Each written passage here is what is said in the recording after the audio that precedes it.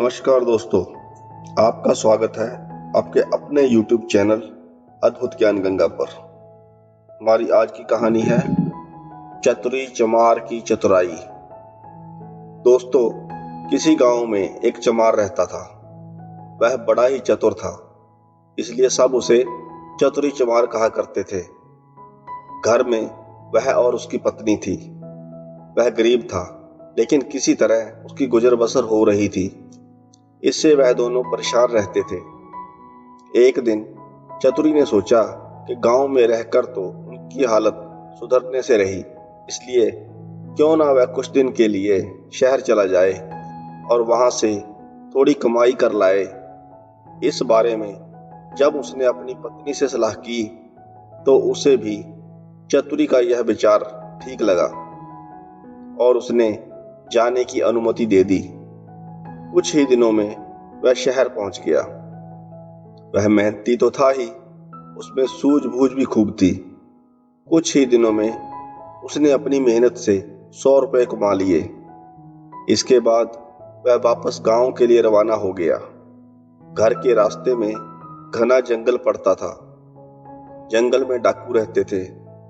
चतुरी ने मन ही मन सोचा कि अगर वह रुपए लेकर जाएगा तो रास्ते में वह रुपए डाकू छीन लेंगे। उसने इसका एक उपाय खोजा। उसने एक घोड़ी खरीदी और कुछ रुपए उसकी पूंछ में बांधकर घर की ओर चल दिया। जब वह जंगल में से गुजर रहा था, तभी डाकुओं ने उसे घेर लिया। डाकू बोले कि बड़ी कमाई करके आया है चतुरिया, ला रुपए निकाल और हमें दे दे। चतुरी ने कहा कि मैं ठहरा गरीब आदमी, मेरे पास रुपए कहाँ हैं। जो थोड़े बहुत कमाए थे उससे यह घोड़ी खरीद लाया हूं। इस घोड़ी की बड़ी करामात है, यह रोज मुझे 50 रुपए देती है। इतना कहकर उसने घोड़ी की पूंछ में डंडा मारा और तभी वह 50 रुपए जो उसने घोड़ी की पूंछ में बांध रखे थे खन खन करके निकल पड़े।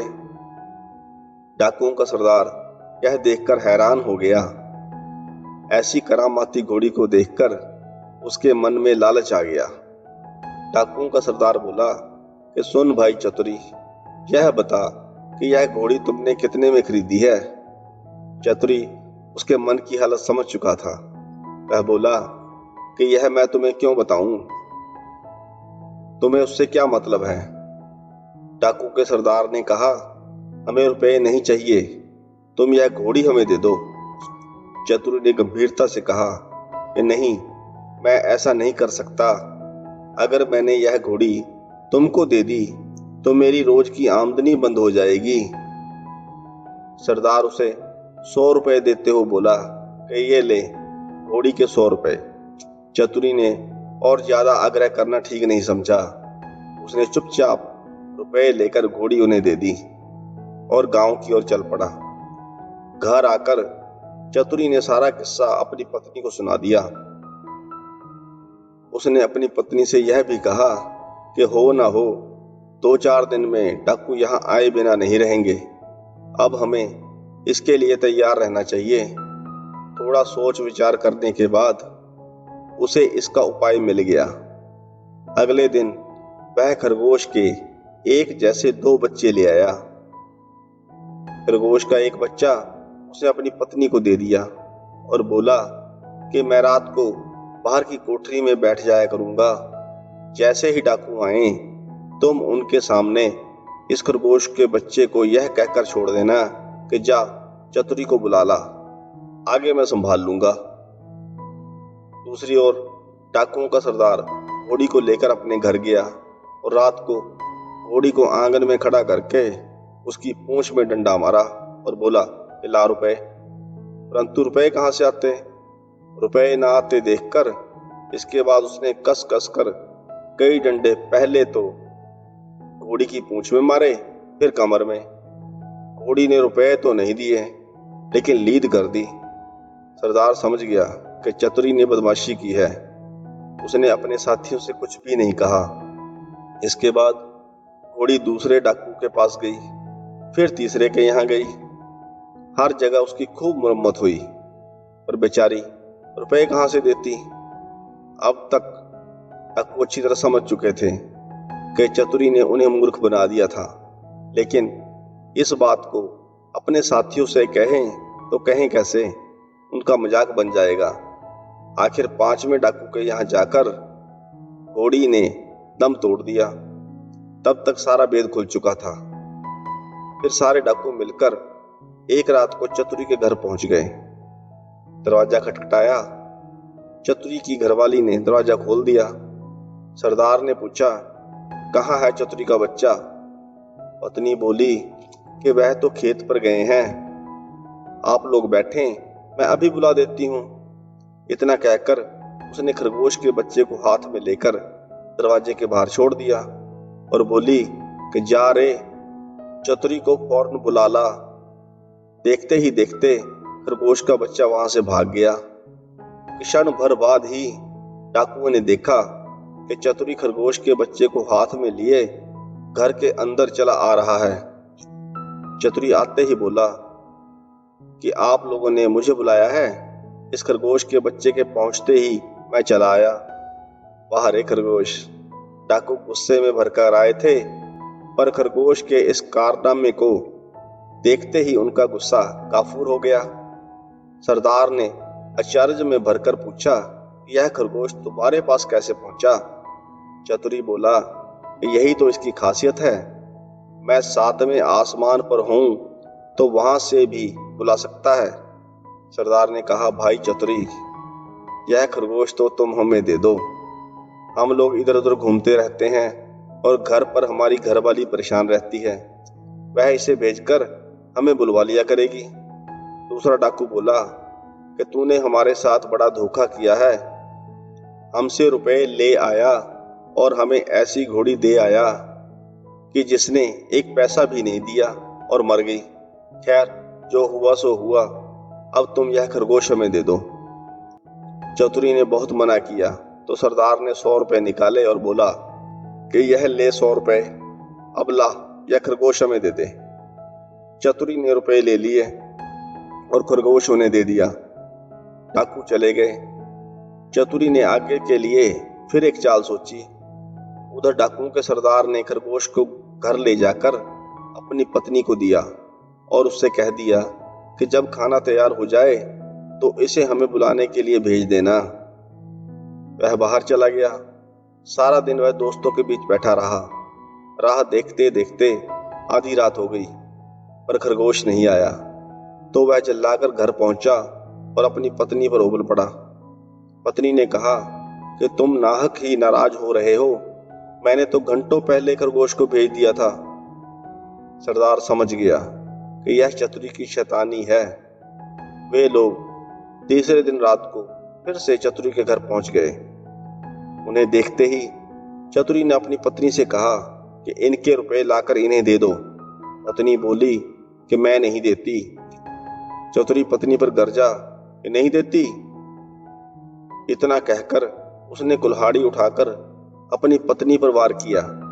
पत्नी लहूलुहान होकर धरती पर गिर पड़ी और आंखें मूंद गई।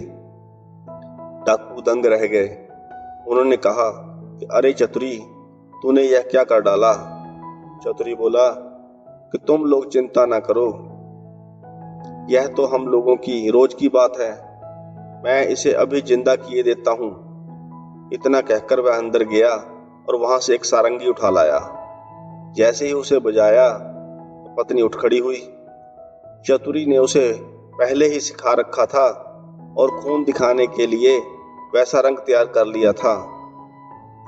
नाटक को असली समझकर डाकुओं का सरदार चकित रह गया। उसने कहा कि चतुरी भैया, तू यह सारंगी हमें दे दे। चतुरी ने बहुत आनाकानी की तो सरदार ने 100 रुपए निकालकर उसे और दे दिए। सारंगी लेकर वे चले गए। सरदार ने घर पहुंचते ही पत्नी को फटकारा और पत्नी कुछ तेज हो गई तो उसने आव देखा ना ताव, कुल्हाड़ी लेकर गर्दन अलग कर दी। इसके बाद वह सारंगी लेकर बैठ गया। सारंगी बजाते बजाते वह थक गया, लेकिन पत्नी ने आंखें नहीं खोली। सरदार अपनी मूर्खता पर सिर धुनकर रह गया, पर अपनी बेवकूफी की बात उसने किसी को नहीं बताई।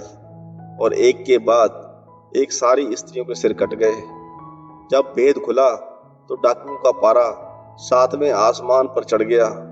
वे फौरन चतुरी के घर पहुंचे और उसे पकड़कर एक बोरी में बंद कर नदी में डुबोने ले चले।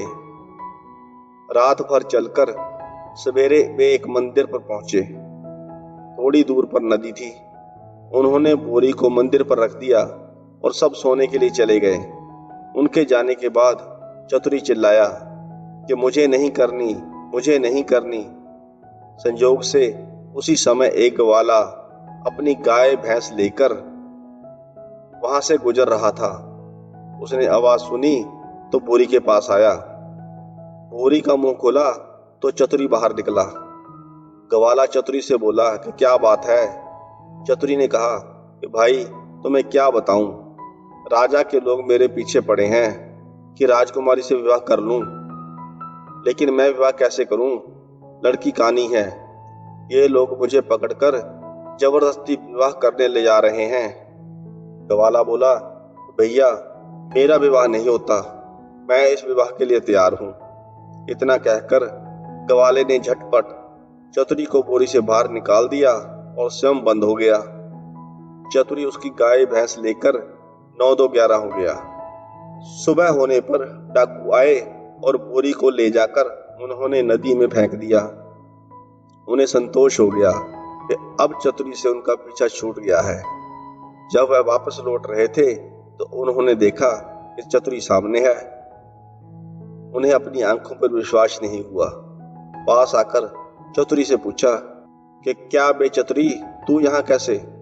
चतुरी मुस्कुरा कर बोला कि आप लोगों ने मुझे नदी में उथले पानी में डाला, इसलिए गाय भैंस ही मेरे हाथ पड़ी। अगर गहरे पानी में डाला होता तो हीरे जवाहरात मिलते।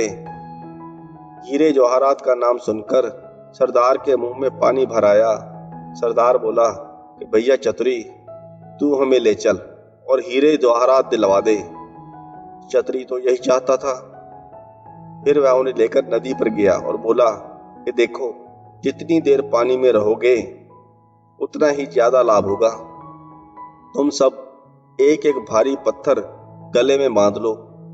लोभी क्या नहीं कर सकता। उन्होंने अपने अपने गले में पत्थर बांध लिए और एक कतार में खड़े हो गए।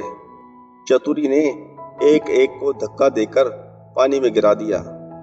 सारे डाकुओं से हमेशा के लिए छुटकारा पाकर चतुरी चमार गाय भैंस लेकर खुशी खुशी घर लौटा और अपनी पत्नी के साथ आनंद से रहने लगा। अगर आपको यह कहानी अच्छी लगी हो तो वीडियो को लाइक करें, चैनल को सब्सक्राइब करें। कहानी को अंत तक सुनने के लिए आपका धन्यवाद।